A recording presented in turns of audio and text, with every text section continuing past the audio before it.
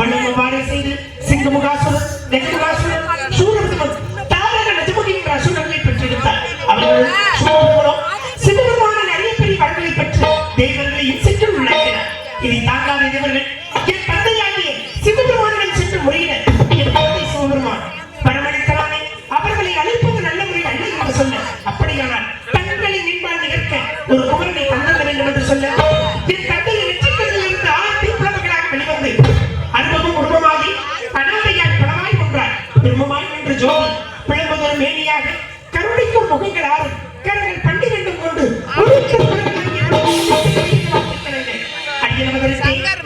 கார்த்திகை பெண்களால் பாலூட்டி வளர்க்கப்பட்டதால் கார்த்திகேயன் என்றும் தேவர்களின் துயரை கவனித்ததால் தெய்வ சேனாதிபதி என்று பெயர் பெற்று சூரபத்மனை இருகோளாக பிளந்து ஒருவர் மயிலாகவும் மற்றொருவர் சீவன் கொடியாகவும் ஏற்று இந்த கலிகாசனத்தில் வீற்றிருக்கிறேன். அப்படி இருக்க வீணாங்கன பிரிய இசை மாமுனிவர் இனிய கானம் என்று கேட்கின்றது. யானை வரும் பின்னே மணி ஓசை வரும் முன்னேற்றதற்கு நிகராக இவரது கானங்கள் என் செவிகளுக்கு எட்டிய வண்ணம் இருக்கின்றன. காத்திருப்பு பண்ணவிருக்கார்.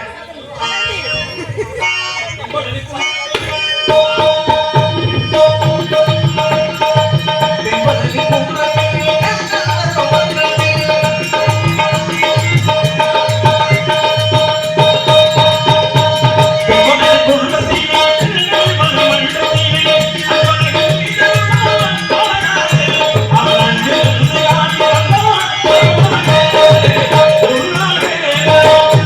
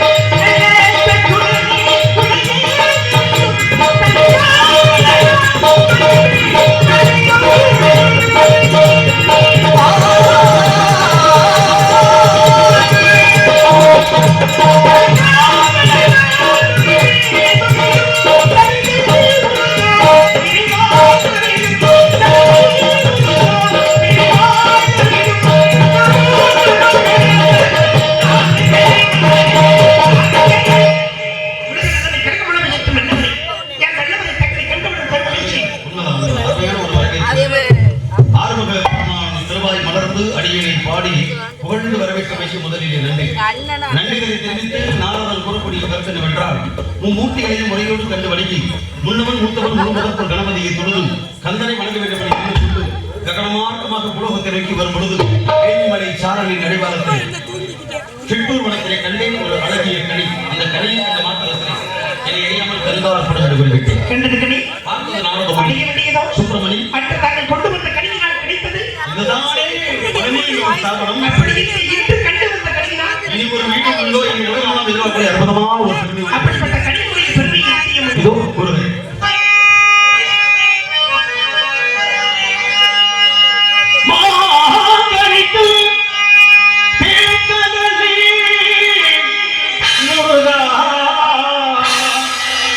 முருகா முருகா முருகா முருகா